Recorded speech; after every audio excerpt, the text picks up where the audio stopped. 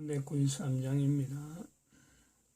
우리들의 싸울 것은 혈기 아니요 우리들의 싸울 것은 육체 아니요 마귀 관계 힘써 싸워 깨쳐버리고 죽을 영혼 살릴 것이세.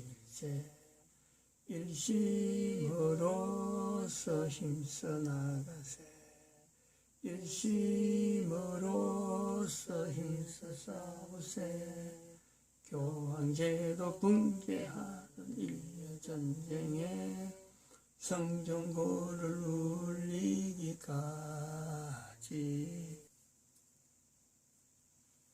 하나님 말씀 여호수아서 1장입니다. 여호수아서 1장 1절에서 끝절까지 말씀 교독합니다. 1절 말씀 제가 먼저 받들어 봉독드립니다. 여호와의 종 모세가 죽은 후에 여호와께서 모세의 시종 눈의 아들 여호수아에게 일러 가라사대 내 종 모세가 죽었으니 이제 너는 이 모든 백성으로 더불어 일어나 요단을 건너 너희들 곧 이스라엘 자손에게 주는 땅으로 가라. 너희가 하나님의 성전인 것과 하나님의 성령이 너희 안에 거하시는 것을 알지 못하느냐. 모든 정사와 권세와 능력과 주관하는 자와 이 세상과 오는 세상 일컫는 모든 이름 위에 뛰어나게 하시고 또 만물을 그 발 아래 복종하게 하시고 그를 만물 위에 교회의 머리로 주셨느니라.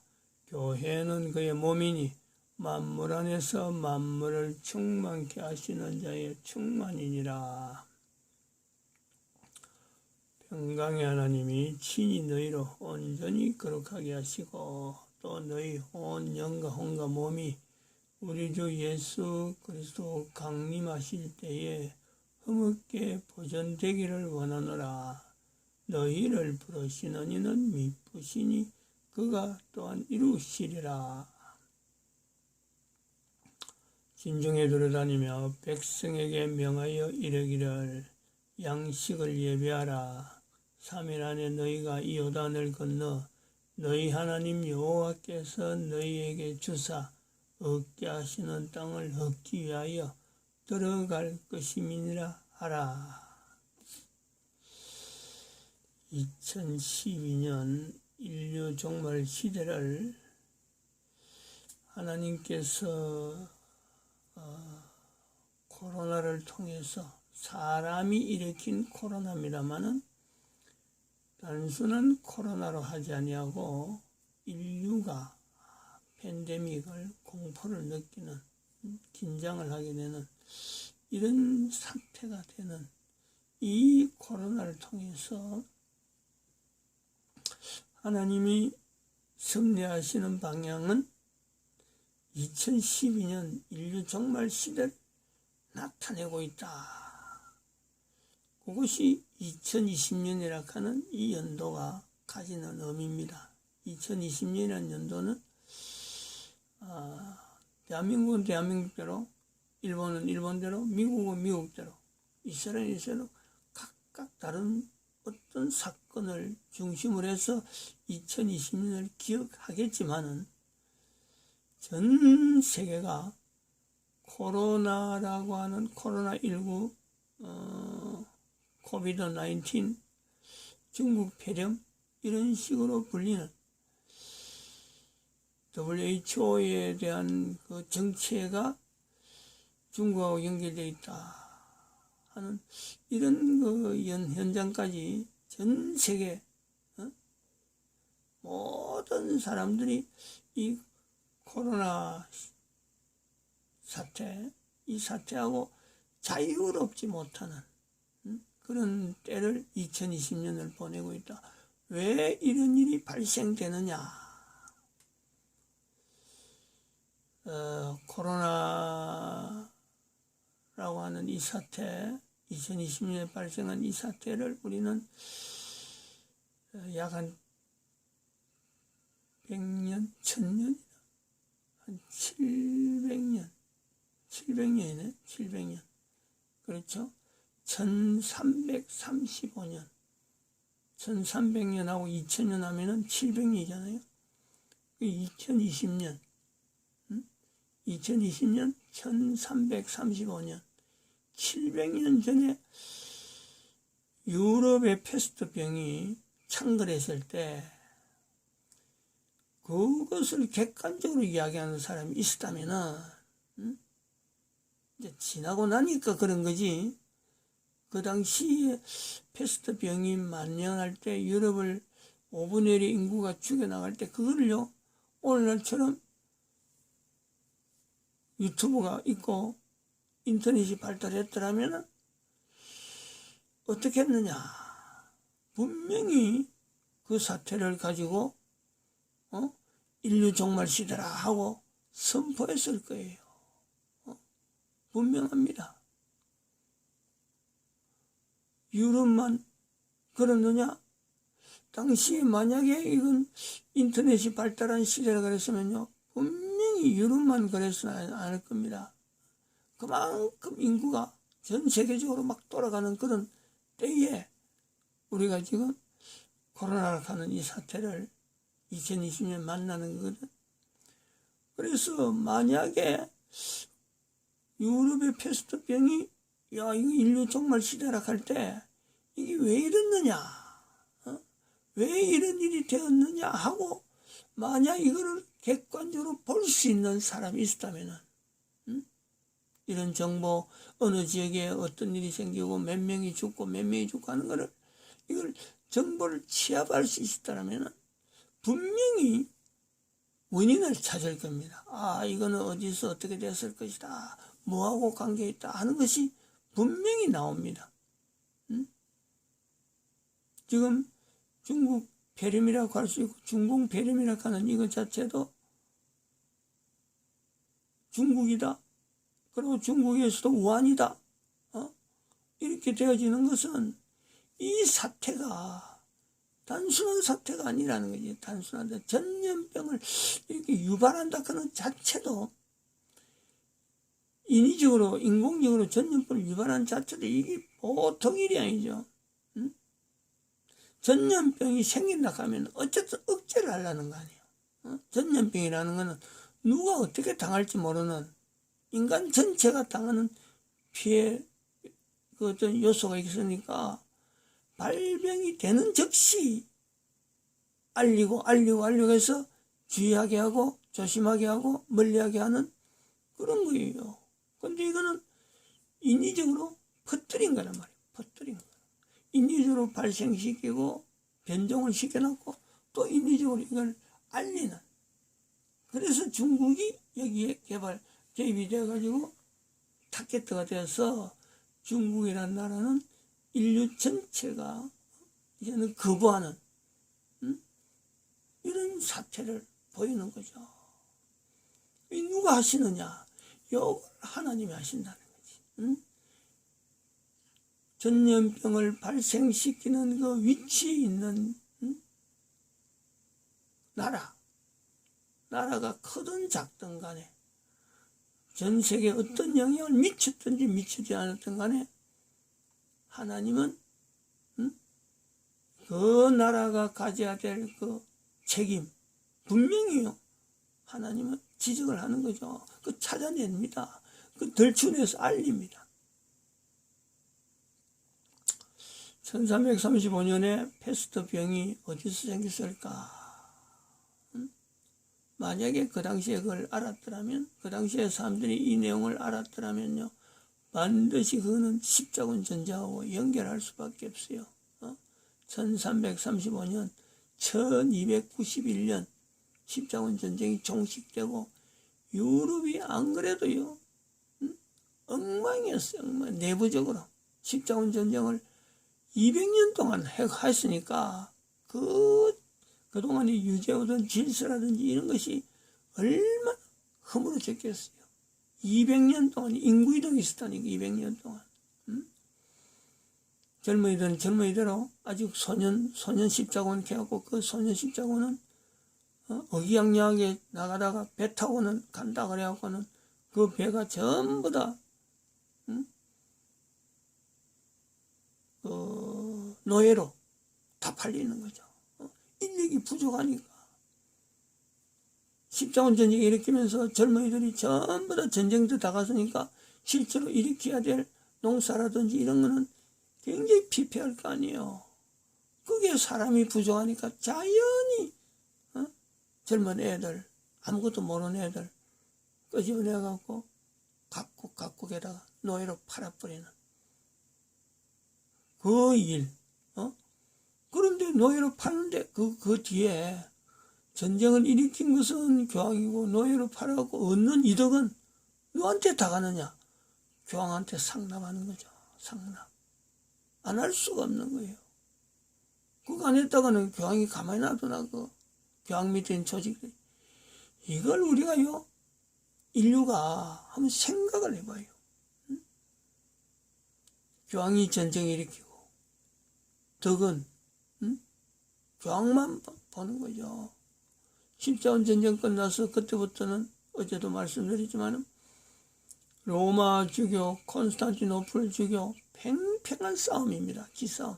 두 개가 하면 하나는 콘스탄티노플은 그게 이제 동로마가 그걸로 이전을 하고 나니까 황제가 거기 있잖아요. 그러니까 황제가 있으니까 주교가 로마 황제 앞에 주교가 교황이다 하고 나서는 것은요, 이거는 있을 수 없는 일이지.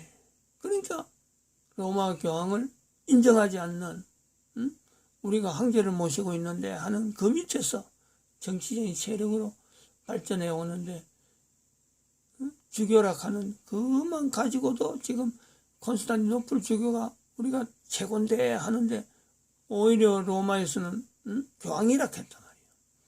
그게 기싸움. 안디옥은 안디옥대로 오랜 전통을 가지고 있는 사도 바울 시대부터 있던 그 교세, 그것을 있는 주교, 안디옥 주교, 밑에 또 알렉산드리아 주교, 그거는 뭐 인구가 또 하여튼 인구가 엄청나게 모이는 그런 지역들. 요런 때에 그 주교에서 교황으로 바뀌는 그 세력에서 십자군 전쟁은 결정적으로 교황을 교황되게 만드는, 명목상의 교황으로 있던 500년이 있었다 그러면은 590년부터 1079년, 1097년 교황이 있었다면 이제 200년이 지나면서 명색이 교황이었던 거다 하는 것을 전 인류에게, 영국 국왕도 십자군 전쟁에서 죽었거든요. 국왕이 교황의 명령에 의해서 십자군 전쟁에 나갔다가 죽었다. 이것도 아주 큰 어떤 변수죠. 모든 그 체제가 이제는 교황으로 쏠리는 그런 때에 되었습니다. 어쨌든. 근데 1517년 종교개혁이 일어나고 1534년 예수회의 등장이라는 것이 지금 그리스도 교회사에서 이제 나타납니다. 이게 표현이 아마 상당히 애매한 표현입니다. 교회사에서 개신교 교회사죠. 교회사에서 예수회를 이렇게 등장해갖고 1534년 이렇게 표현을 하고 있는데, 근데 예수회는 말씀드린 대로 AD 1세기경에 2세기경이라고 하죠. 한 130년 정도에서 있었던 자연적인 이게 수도원 운동의 하나의 연장이거든요. 예수회라 해가지고 그 당시에 수도원이 있을 때는, 수도원을 할 때는 사실은 예수님께서 이 땅에 오시고 난 뒤에 교회가 운영하려면은 이런 조직해라 저런 조직해라 이렇게 남기지 않았거든요. 사도 바울이 교회라 부른 거예요. 예수님을 모든 만물 중에 만물, 전 우주 만물 중에서 모든 것을 다 엉클어서도 다 예수님의 발 밑에 두려고 하는 그 도가 있죠. 모든 사람도 만물 가운데 집어넣어 가지고 예수님만 높이려고 하는 그 내용에서 중간에 교회라 하는 것을 받아들이는 거예요. 그러니까 예수님께서 이 땅에 오셔서 교회라 하는 이것을 예수님이 그러면 내가 이제부터 교회로 한다, 내가 머리다, 내 몸이다, 이렇게 하지 않고 사도 바울이 남긴 말 속에 예수님이 교회의 머리가 되는 거죠. 이게 조직이 안 돼 있는 교회입니다. 그 당시에는. 그러니까 예수님을 따른다 하는 사람들이 계속 이제는 형성되고 남아있으면서 각 지역마다 어떻게 예수님을 따르는 사람들이 모이고 형성되느냐 하는 것에서 예수님한테 감동받은, 예수님을 통해서, 예수님 믿는 것을 통해서 감동받은 돈 있는 사람들, 돈 없는 사람들은 별로 움직여봐야 별로 표 안 나는데, 부자들이 자기들의 재산을 그 자기가 있는 지역에다가 내놓는 형태, 그게 구제잖아요, 구제. 어려운 사람들로 하여금 자기가 가지고 있는 재산, 이게 내 거냐, 하나님 건데, 그러면서 자기는 예수님처럼 헐벗고 굶주린 그런 모습으로 사는 이 헝거리다 말이에요. 헝거리. 심령이 가난해져야 된다. 그걸 몸으로 체험하는 사람들을 나중에 그걸 성자라 부르는 거죠. 그런 것을 이제는 나타내는 것이 수도원으로 되어서 그 지역을 하나의 수도원 개념으로, 그 사람들이 수도원 쪽에 지지하고 수도원에 하는 일을 인정을 하는, 그러면서 수도원에서 나오는 여러 가지 구제품 이런 것을 받고 하면서 조직화되잖아요. 지역 자체가. 이 수도원의 운영 자체는 단순히 개신교가 지금 생각하는 기도원, 기도원 같은 형태는 형태인데, 기도원이 한참 우리 클 때 그랬잖아요. 클 때 막 사람들이 그거 들어가면 막, 모든 것이 다 해결되고, 그거 가는 것이 어찌 보면 신앙을 가장 잘 하는 것처럼 되듯이, 수도원을 중심해서 수도원에서 나타나는 여러 가지, 안내, 이런 생활 해야 된다, 저런 생활 해야 된다, 예수님에 대해서 어떻게 표현해야 된다 하는 거기에서 이제는 하나의 질서가 나오는 거예요. 마을 자체가. 이 변화가 되는 거죠. 수도원 때문에. 또 그 수도원 때문에 어찌 보면 예수님 이름이 자꾸 알려지는 거예요. 그럼 수도원 규모도 자꾸 커지고. 그러면 이 수도원이 다른 수도원하고 이제 비교되고, 그리고 이 수도원들이 발전하면서 주교하고, 지역에 있는 주교하고 자연히, 주교는 행정적으로 지도하면은 수도원은 그 주교와 연결해서 또 한편으로는 그 행정 자체가 연결되어 있다는 것을 사람들한테 알려주면서 주교라고 하는 어떤 지역의 행정을 전체적으로 총괄하는, 요즘 말하면 일종의 도지사 아니에요? 자치, 분권이라고 하는 행정력, 오늘날 그 분권이라 부르고 하는 그 국가에, 예를 들어서 미국의 50주를 할 때 주마다 법이 따로 있고 연방법이 따로 있듯이 이 주교를 중심해서 수도원들이 이제 고리를 연결하는 요소가 있는 거 아니에요. 오래되다 보면은 계속해서 운영하다 보면 이거는 자연적인 그런 요소가 되는 거예요. 그거를 1096년 지나오면서 이제는 교황이 되어지는 그 과정에 바로 이 주교와 교황과의 이 인식을 이제는 바꾼다는 거 아니에요. 1096년 지나면서 단순한 주교로만 가지고 있던 그 내용이 단순한 주교가 아니고 이 교황으로 인해서 전체 흩어진 그 수도원이나 그러면 주교들이 이제는 하나의 구심점으로 또 형성이 되는 거죠. 이거를 우리가 이해를 해야 돼요. 천주교라고 하는 이 조직이 오늘날 나타나는 교황하면은 모든 천주교라고 하는 이름으로 있는 이 내용이 다 그 안으로 들어가는 천주교 조직으로 되어 있는 것이 모든 교황 밑으로 다 자연스럽게 하나의 편성된 조직이냐? 그러면 교황 조직의 모든 것이 다 일사불란하게 막 자기 나름대로 움직이던 조직이냐? 그게 아니라는 거지, 그게.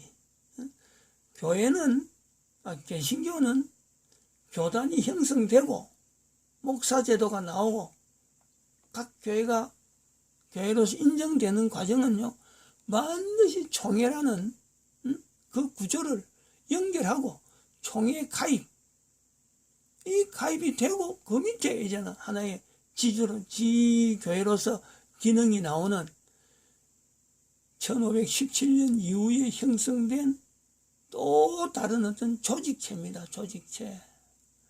교황은 기존에 있던 자연스러운 예수님을 따르려고 하던 사람들, 그런 사람들이 형성되어 있는 다양한 형태의 이 수도원부터 시작해서 흩어졌던 주교들, 지역에 이미 존재하고 있던 주교들의 그 내용에서 이게 천주교 안에 1097년 십자군 전쟁으로 인해서 교황권이 완전히 확립되는 거예요.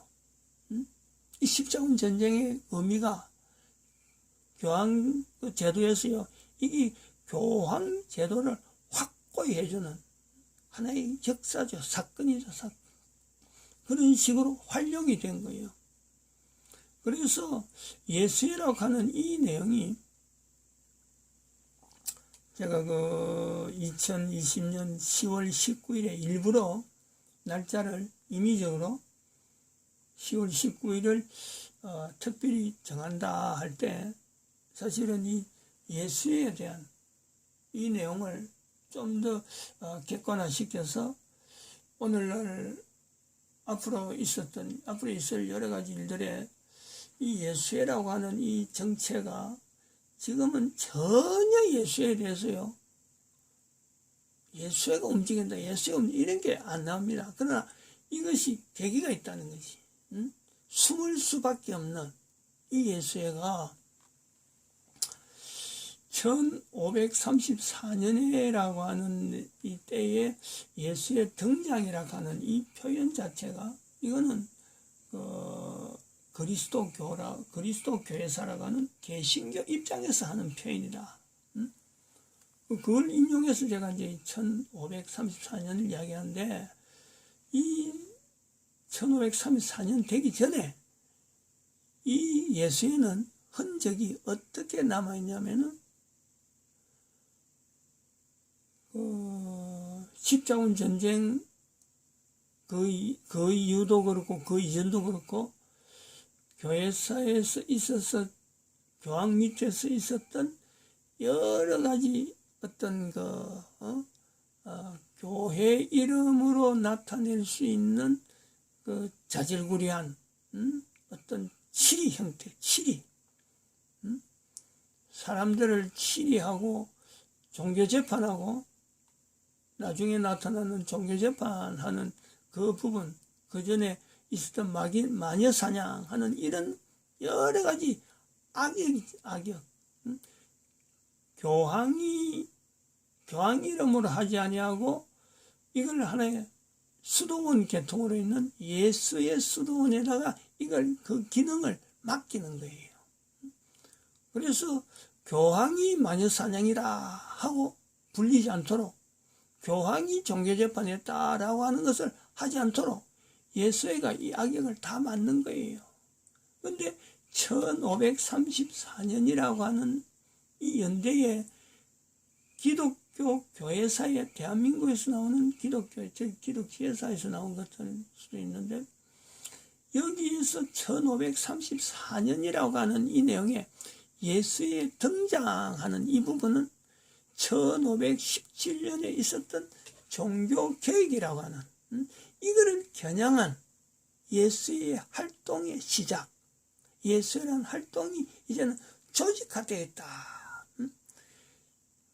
천주교, 교황 측에서 1517년에 종교개혁의 세력에 대한 이것을 막을 수 있고 나름대로 여기에 대응할 수 있는 하나의 대응체로서 예수를 이제는 앞장 이제 내놓았다.